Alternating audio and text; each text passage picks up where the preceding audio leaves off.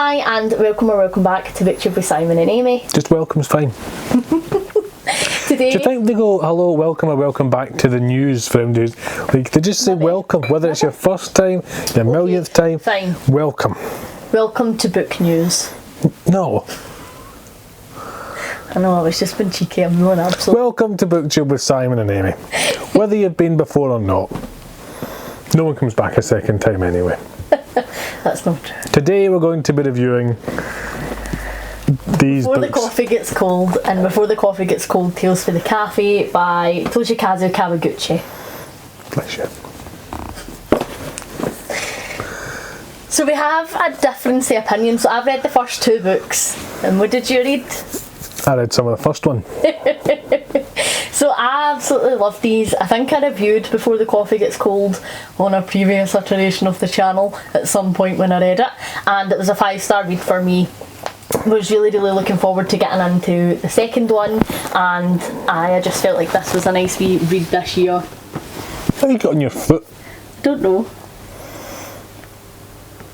It's probably mine from the child. Can edit that bit out. I was really excited to pick up the second one of these. I couldn't wait to read it. It's been on I seriously need to finish this challenge for a wee bit, and it's been on my shelf, and I just felt like I needed a wee pick me up, so I read it, and this is also a 5-star read. I thoroughly enjoyed it. Well, for me it was more of a put me down. So what was your main issue with the book? Should I do a wee premise for anybody that isn't familiar with the books? So the idea is you can go into this cafe, go back in time and have a conversation with somebody, provided they have also been to the cafe, and that conversation cannot change anything that happens subsequently, and you must drink an entire cup of coffee before it goes cold, otherwise you become trapped in a ghost. Yep. Did a pretty good job of explaining it. Thank you. So they get loads of different short stories of different people coming to visit the cafe for different reasons. By loads you mean 4. Well, 4, yes, 4 per book. And you know, people are maybe going back to meet the kids that they never got a chance to see grow up, or you know, there's characters in it whose partner has dementia and they go back to have a last cuppa with them before they got ill. People seeing people who have passed away for whatever reason, and I find generally them to be really uplifting. I think that the author does a really good job of finding different characters who are experiencing quite heavy and bleak emotions and trying to somehow make that end on a positive note, and I feel like he does a really good job. I feel like these absolutely rip my heart out every time. Like, I am sobbing ugly tears and you just feel nothing. The problem is the writing is a terrible travesty. And it just pulls me out. See, I don't mind the writing style, but I do understand. I think when you look at the reviews for these books, there's a lot of people who don't get on with the writing style, but it doesn't bother me at all. It's like a teenager has written this. The first story, the main character in it is the best at everything. She's learned 493 languages, she does 76 different martial arts, she's cured cancer 5 times, she found Madeleine McCann, gave her back, like, everything's fantastic. Peace in the Middle East, she did that during her lunch hour, you know, everything's brilliant. And then when she's on her way to the cafe, she takes her work so seriously that apparently she does not own any non-workwear at all, but then she gets this marvellous dress, every man she passes looks at her, like the whole thing is just stupid. It's not stupid. I think, like, there's an element of... It's how an 8-year-old would write a short story. I don't agree at all. I think that there is things that are exaggerated a bit for comic effect, and I appreciate you having read a lot of Japanese translated fiction, but I have, and I often find like that they have actually a very similar sense of humour to you, and that it is just so dry, and so I think like some people didn't pick up on the fact like it's a bit Oh, so he dry meant humour. for it to be terribly written. I don't think it is As a terribly giggle. written. And I'm surprised you didn't jail with the humour in this more, actually. No, but I like... No, hold on a minute here. I like satire. Aye. And I texted you and I said, this is satire, isn't it?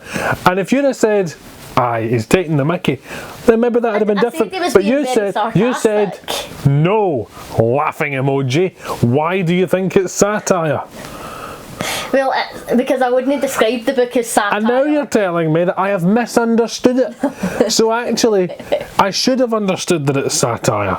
I wouldn't say that the entire book is satire though, nor is the series. There are just specific characters where he has a bit more sarky with. Maybe I haven't sold it very well. And then when she's sitting talking to the woman behind the counter and the woman on the other side of the counter, like, they're the same. So she goes blah blah blah blah blah blah blah blah blah, and the woman on one side of the counter or other surmises, so this is the situation, because this woman apparently has a gift for getting to the heart of the matter. She couldn't just be having a conversation and get to it. She had a gift for getting to the heart of the matter. They are very descriptive. That is something that does annoy me a bit, because I don't know how these were originally published in Japan, if they were published like as a serial story at a time. I think they were in the school magazine. Very good. But I do find that in every story we get a sum up of the rules, and I don't find that necessary as somebody who's reading them as a book. Like, if I've read the rules in chapter 1, I don't need to be reinforced the rules in chapter 2.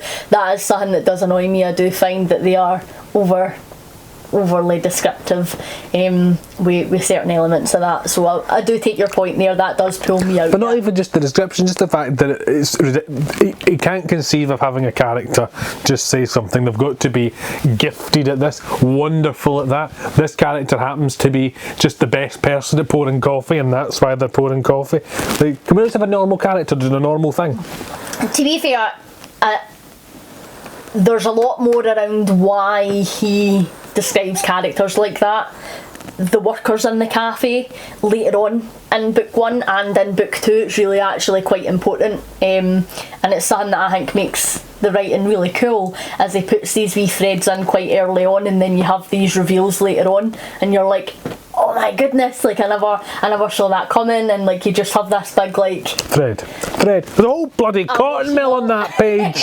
Emotional pull. So I do understand why that might be frustrating for some readers, but it's something I really enjoyed. However, like, if it was I appreciate this isn't your normal genre, and so if we were to sit reading a thriller, we would be on exact opposite sides of this. I'd be like threading through, and then he's saying, and then the big twist is coming, and like, that's my pet peeve. So I fully understand why that would annoy you in this instance, because if it was a genre that isn't one I prefer to read, then I'd be the same. It's subtle as a charging rhino. It isn't subtle, but it's no, like, and then it isn't supposed to be the subtle. owner came in, and the owner's cousin and whoever, and you get like, hey sis.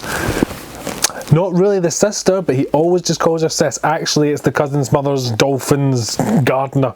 There's a and then on the very next page, hey bro, not really the bro, it's the cousin's butler's sister's gardener's dolphin's greengrocer's wife. Like, we get it. We got it the first time. Yeah, no, it's almost a running joke. But in comes the dustman. Hey bro, not really a bro, just a dustman that he calls bro. Everybody is very intertwined, and actually on the second one they did something that I thought was really cool that mitigated a lot of that, and they had like a relationship map of the characters, which I appreciate. You will think if there needs to be a relationship map, then he's doing a poor job, but I wonder if it's because a lot of the Japanese names sound so similar, they've done that for a that's you cancelled audience. No, but I'm saying, like, you know, they had to change names in Game of Thrones in the show because they thought that Asha and Osha sounded too similar, and us English folk would get confused. Get what I mean? So you're Scottish. I know I am. I'm Scottish. I know for you. That's I'm fucking cancelled. But you take my point. And there's another issue. Okay. I couldn't do this. No, you couldn't. Because I couldn't drink a cup of coffee before it went cold. No, you'd be a ghost for sure. I don't like coffee. I like coffee. So I love the smell of coffee. I know if I've got the Tassimo on and I'm making a cuppa, you love it. You're always coming down for a whiff. But then you taste it and it's just like urine and paint stripper have had a baby. See, I don't feel like you've ever gave it a proper chance though. Because you take sugar in your tea because you like it sweet. But then you don't do the same when you have coffee. Well, no, because I think, say if you ever watch a detective show, etc., they just pour the black coffee and keep going. If you've got to deal with sugar admin and all that, then... I love coffee, right, and I don't take sugar in my coffee all the time. Sometimes I do like it on the sweeter side, but not all the time. But I don't even like black coffee. Like, I'm not sitting here shotting the espressos. I just think if you're going to go coffee properly, and just have a black coffee. See, you're doing yourself a disservice. I think you need to do some coffee tasting and find one that works for you. I've always assumed that when I'm a grown-up, I'll like coffee. When do you think you're going to be a grown-up? Well, I'm pushing 40, so I feel like it's probably now or never. That's fair. Let's get me on the coffee. Okay, so this is day one of trying to convert myself into a coffee drinker.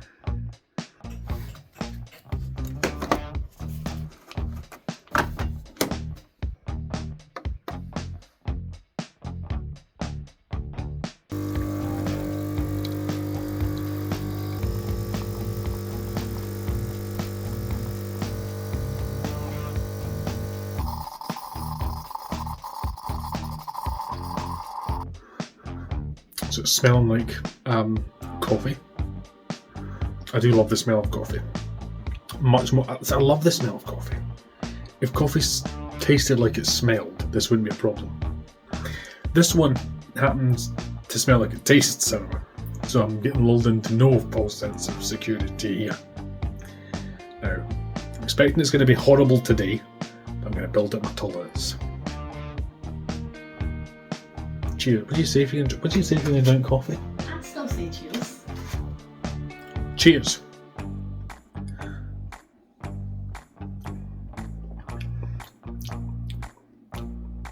So as it just tastes watery with a side of meh. So day two, I think my big problem yesterday was probably that I made the coffee right before I was about to have lunch. And I was worried about the impact of the taste of the coffee on my chicken and leek pie. So today, having it earlier in the morning, and I'm hoping I'm going to be able to get through a bit more of it. This is day 3, and I'm not going to lie, yesterday I ended up gagging and retching a bit, so I had to stop, but I'm going to see if my tolerance is building a bit. I'm going to give this a go because it smells nice and it might therefore taste nice.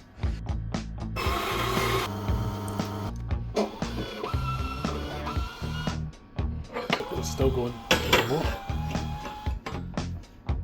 No, just make the noise.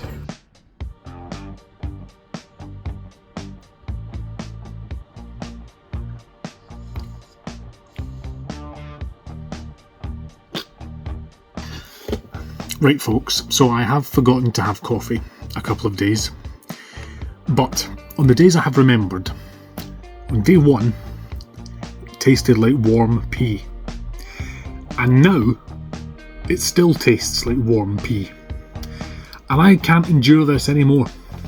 So sod it. I'm not going to get to this cafe. I'm going to just speak to people still about in the present. I'm going to have a nice cup of tea. You're buzzing hyperactive, Simon. Right, so now that I've got diarrhea, anything you would like to add? I just think that they're really wonderful books. I think that appreciate they weren't your style, which is absolutely fine. I thought you were going to say cup of tea. I was going to and decided that was a you joke and no a me joke. I think if you're looking for a book that's just a cute wee pick me up, that's really going to like reignite your faith in humanity, which I Then feel we other need. books are available. We need something that just reminds you a wee bit of the goodness of humans in the world at the minute, because it's a bit shit.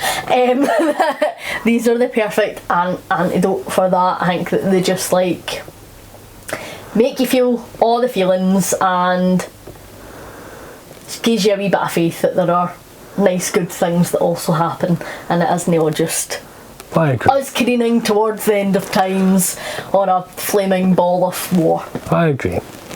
Sometimes there are publishers who will give a 7-year-old a publishing contract even though he can't write for toffee. Did you not have drawings that you drew with crayons in your first book that was published? No. Someone else drew the... It was the council that published it. Anyway, if you could go back in time, who would you talk to? I'd talk to myself. I think there's definitely some stuff that younger Amy needs to know. You and I need to have a wee bit of a chat, I think. So you're going to put some videos of yourself on the internet, and you're going to be talking about books. You're going to be pretty steadfast in your views that you only read fantasy and horror, and then you're going to read everything, and you're going to actually really enjoy it. The only thing you're not going to enjoy is smut, and there are whole areas of fantasy romance that you actively avoid because it is just smut, and you rant about how much you hate it, how it's poorly written, how you don't enjoy it. And then you hit 31, maybe 30, and something in you changes, and all of a sudden you like dark romance and morally grey men and shadow daddies, and you're really into smut. And so then you start reviewing books where people shag their own uncles, and you enjoy them, and you review them on the internet for your friends and family to watch, and you're actually alright about that. So that's a turn of events. I think that you should take out some shares and VPNs, because there's going to be some legislation that comes into place that might make you a wee bit of money if you do that. And I wouldn't be praying too hard for One Direction to get back together, because between you and I don't really think that that's likely.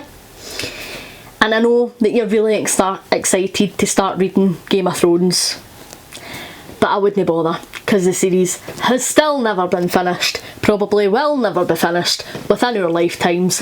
Don't waste the effort. So you rated it? 5 stars for me.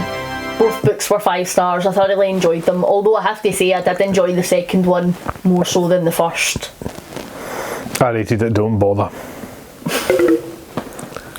No, you need to get something. You even rated 9 Perfect Strangers and you hated that. 1 star. For effort. For effort. Fair enough. I will definitely be continuing the series. I think there's another 2 There's books more? out. Oh, Yes, for there's goodness another 2 sake. books out and one to be released. I think it's going to be a 5-part series. How long does it take them to copy and paste? I will be finishing them. I thoroughly love them. Just put a new title on it and that's you. Here's the rules again. You know what's funny, right? Still not, bro. We have we're basically the same person, but when it comes to books, there is only like a tiny wee crossover of books that we both enjoy together. Because you read rubbish. It's coming for you, generic thriller of the week. Excuse me, Gone Girl, one of the best books ever written. Right. Thank you. And then you've been chasing that high ever since. True. Well, if you decide to read this, don't say you weren't warned. Thanks for watching. See you later. Go away. Bye-bye. Bon voyage.